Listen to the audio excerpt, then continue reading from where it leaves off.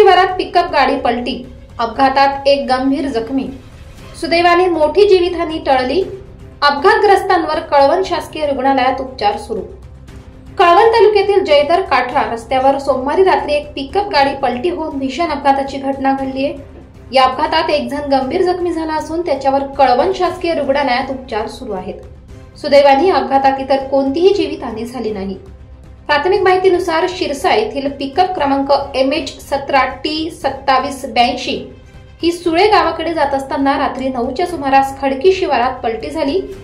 गाडीत 4 जण प्रवास करत होते। यामध्ये अपेश सुभाष बर्डे याला गंभीर दुखापत झाली असून तातडीने कळवण येथील शासकीय रुग्णालयात दाखल करण्यात आले आहे। गाडीचे लायनर चिटकल्याने हा अपघात झाल्याचे समजते। अपघातग्रस्त पिकअप ही शिरसा गावातील दयाराम पवार यांच्या मालकीची आहे।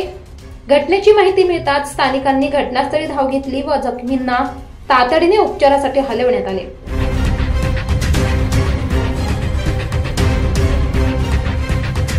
उलगुलान टुडे न्यूज साठी पुंजाराम खांडवी, पुनत खोरे, कळवण।